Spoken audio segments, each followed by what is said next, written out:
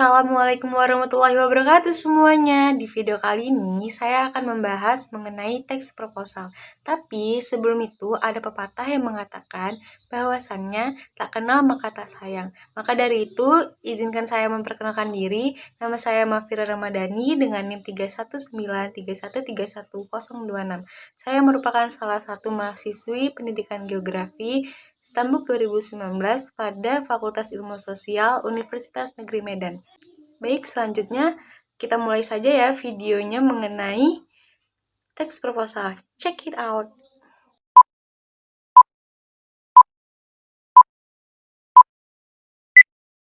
Proposal merupakan suatu rencana yang dituangkan dalam bentuk rancangan kegiatan yang dituliskan secara sistematis dan terperinci.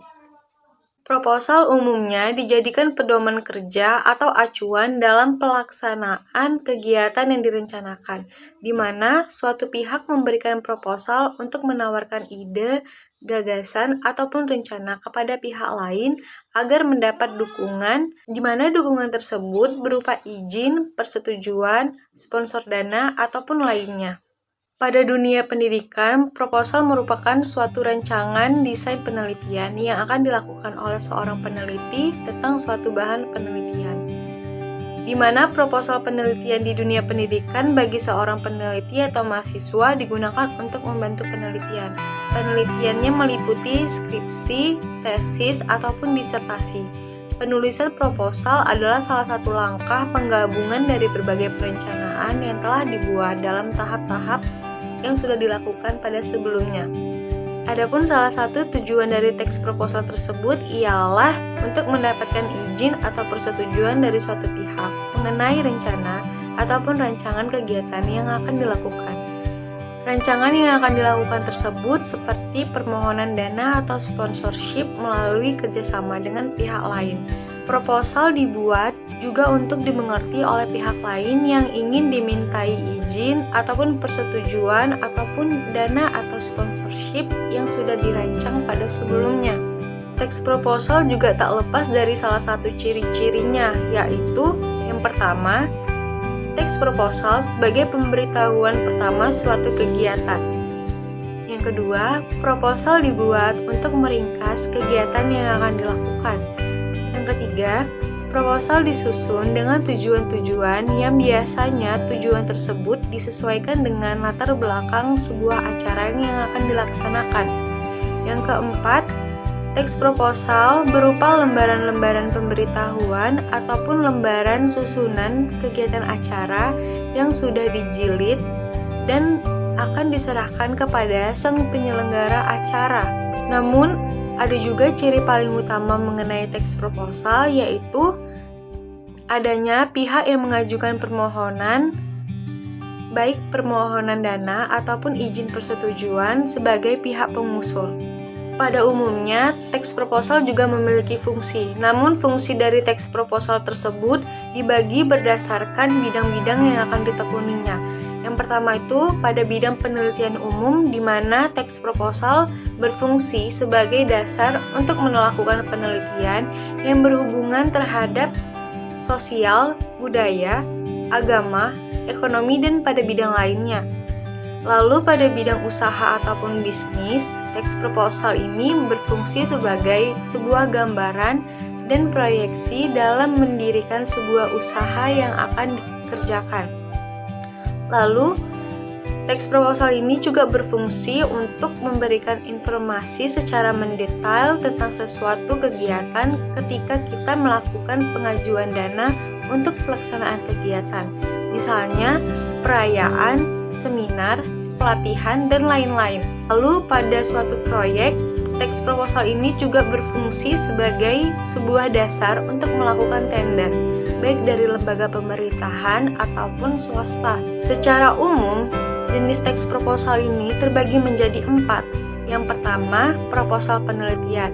Seperti yang kita ketahui, proposal penelitian ini sering dilakukan oleh mahasiswa yang ingin mengerjakan skripsi, tesis, ataupun disertasi. Lalu, proposal proyek, di mana proposal proyek ini berhubungan dengan dunia pekerjaan yang umumnya berisi mengenai serangkaian rencana-rencana dalam melakukan usaha ataupun komersil. Contoh dari proposal proyek ini seperti rancangan tender ataupun proposal proyek pembangunan. Jenis teks proposal yang ketiga itu ada proposal kegiatan. Nah, proposal kegiatan ini paling sering kita gunakan di lingkungan masyarakat. Lalu yang terakhir adanya proposal bisnis, di mana proposal bisnis ini paling sering digunakan antar individu per individu. Karena proposal bisnis ini pengajuan berupa modal ataupun rencana pengerjaan suatu bisnis. Selanjutnya ada jenis teks proposal berdasarkan bentuknya. Nah, berdasarkan bentuknya, jenis teks proposal terbagi menjadi 7 bentuk. Yang pertama, teks proposal formal. Yang kedua, teks proposal non-formal. Yang ketiga, teks proposal semi-formal. Yang keempat, teks proposal penelitian kajian pustaka. Yang kelima, teks proposal penelitian kualitatif. Yang keenam, teks proposal penelitian kuantitatif.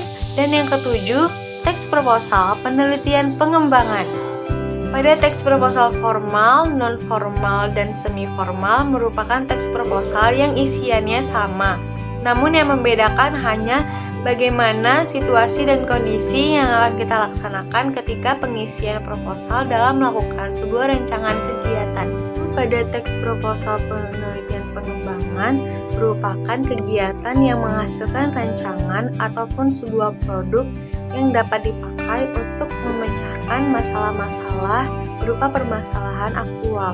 Lalu proposal penelitian kajian pustaka ini sering dilaksanakan di dunia pendidikan, di mana proposal tersebut dilaksanakan untuk memecahkan suatu masalah yang pada dasarnya bertumpu pada penelaahan kritis dan mendalam terhadap bahan-bahan pustaka yang relevan, di mana penelitian tersebut dilakukan dengan cara mengumpulkan data ataupun informasi dari berbagai sumber pustaka yang kemudian disajikan dengan cara yang baru. Lalu proposal penelitian kualitatif ini mengungkapkan bagaimana gejala secara holistik dan kontekstual melalui pengumpulan data dari latar alami dengan memanfaatkan dari peneliti sebagai instrumen kunci.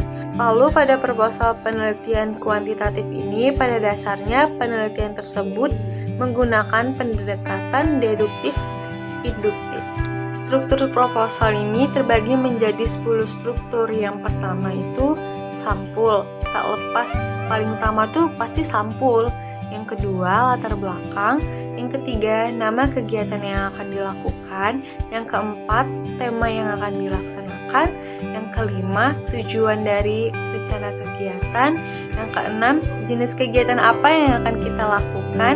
Yang ketujuh, sarana promosi.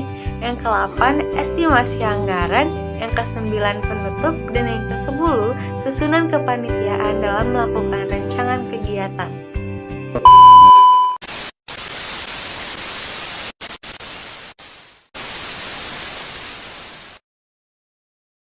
Wah, tak terasa kita sudah berada di penghujung video nih teman-teman.